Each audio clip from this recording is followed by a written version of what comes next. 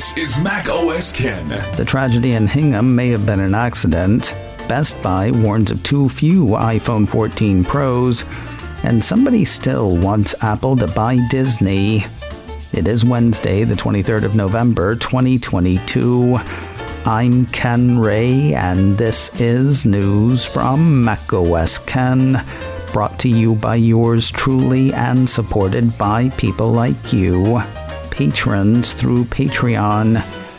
Find out more and add your support at patreon.com/macOSKen. So the guy who drove the SUV into an Apple store on Monday says it was an accident. I know you remember this story. A black SUV drove through the front of the Apple Derby Street Center location in Hingham, Massachusetts about an hour after it opened on Monday. The vehicle ended up at the back of the store, killing one individual and leaving about 20 injured. Now, the Mac Observer says the driver of the SUV, a 53-year-old resident of Hingham, told authorities his foot became stuck on the accelerator pedal and he could not recover it. He says he tried braking with his left foot but wasn't able to stop the vehicle. The driver told police he has no medical issues that would affect his ability to drive and that he has been servicing his vehicle regularly. There was also no alcohol in his system, according to authorities. The piece says he has been charged with motor vehicle homicide by reckless operation and reckless operation of a motor vehicle. As of yesterday, he was being held on $100,000 bail. In the wake of the Hingham tragedy, local outlet Boston 25 News raised a question that I had raised on Tuesday's Daily Observations podcast. Where were the big pillars that are supposed to stop things like this from happening? According to the report, the Storefront Safety Council told Boston 25 that crashes like this happen about 100 times a day around the country, and that there have been more than 800 in Massachusetts alone in the past decade. State legislators in Massachusetts actually introduced a bill in 2019 meant to address storefront safety. The report says the goal was to install retaining walls or pillars, known as bollards, in front of more commercial buildings. Annoyingly, the report does not make clear what happened to that legislation. If you're planning to hit up a Best Buy for an iPhone 14 Pro or iPhone 14 Pro Max, might be a little late. We talked last week about how if you wanted one of Apple's latest Pro phones from Apple by Christmas, but had not ordered yet, you would need a time machine. We also talked about Best Buy showing ready availability of the Pro phones, provided you were cool with a carrier contract. Best Buy may not be the hero it was last week.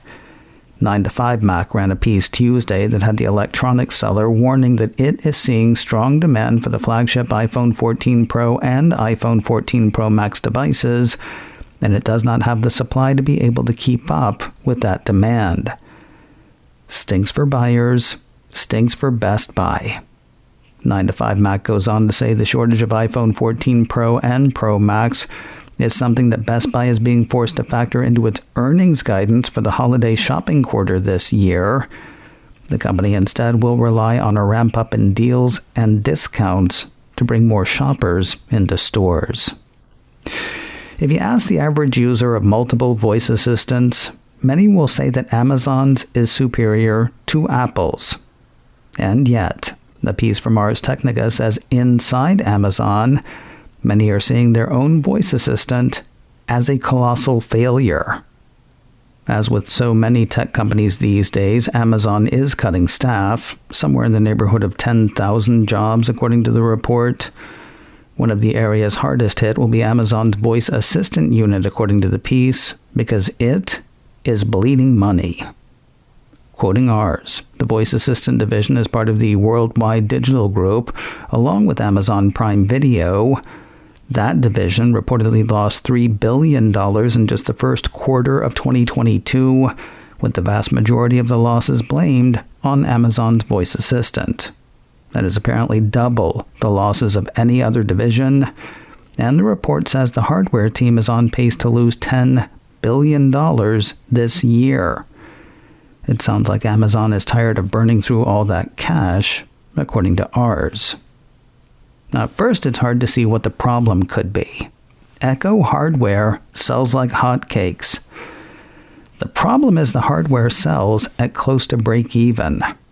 The plan had been to get the things into consumers' homes and monetize that placement. Didn't really pan out, or hasn't panned out yet anyway. The piece says not many people want to trust an AI with spending their money or buying an item without seeing a picture or reading reviews.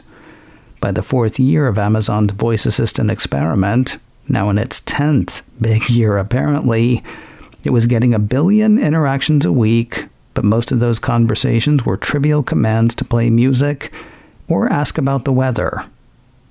Ars Technica raises a sensible question. Does this mean that all voice assistants are doomed? The piece says Google expressed basically identical problems as those seen by Amazon with the Google Assistant business model last month. There's an inability to monetize the simple voice commands most consumers actually want to make, and all of Google's attempts to monetize assistants with display ads and company partnerships haven't worked. With the product sucking up server time and being a big money loser, Google responded just like Amazon by cutting resources to the division. Then sitting on the side is Apple's voice assistant. The piece says it can be a loss leader for iPhone sales.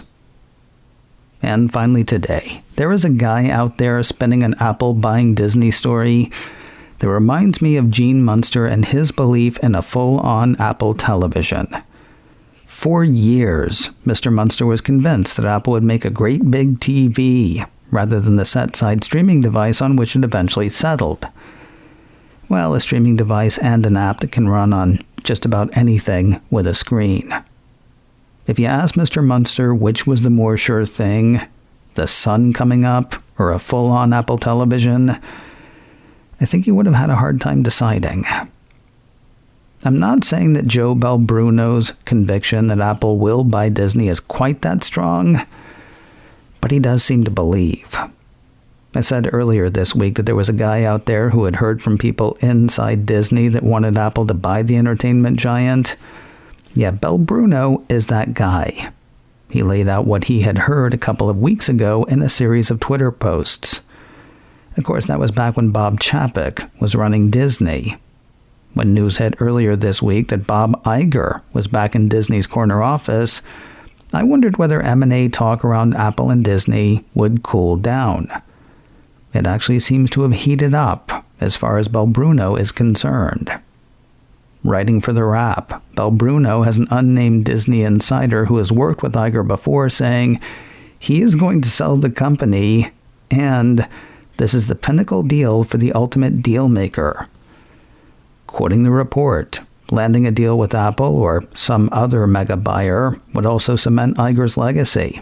I think he'd welcome it. He'd be the last CEO of Disney, a former top Disney executive told The Wrap, noting that the two companies have similar brand identities and could benefit from a merger.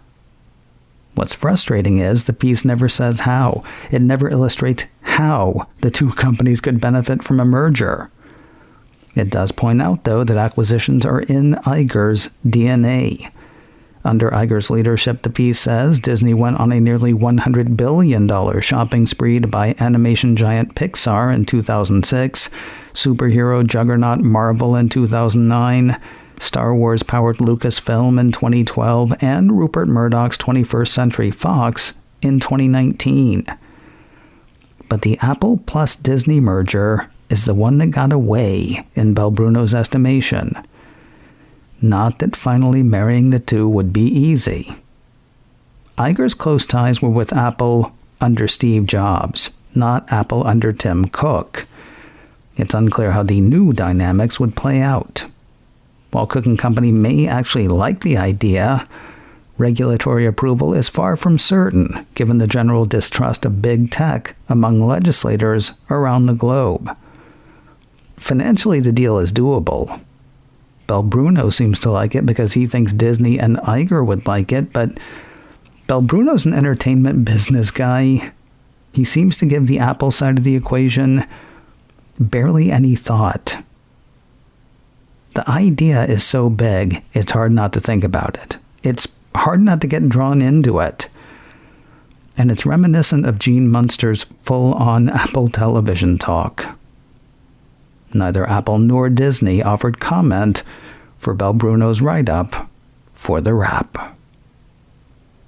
Today on the Mac Observer's Daily Observations podcast, news on the Hingham Apple Store tragedy, stirring the Apple-Disney M&A stew, and the noise around various voice assistants. We're wrapping a holiday-shortened week with TMO Managing Editor Jeff Butts. That is all today on the Daily Observations podcast from the Mac Observer, online at macobserver.com or wherever you get podcasts. macOS Ken, brought to you by me and supported by people like you, patrons through Patreon. Find out more and add your support at patreon.com/macOSKen. Advertising handled by Backbeat Media, online at backbeatmedia.com. You can reach me a couple of ways. Info at macosken.com or call 716-780-4080. That is going to do it for me this week. If you're in the States, I hope you have a wonderful Thanksgiving. Everybody else, we'll talk on Monday. Until next time, that is news from macOS Ken. I'm Ken Ray.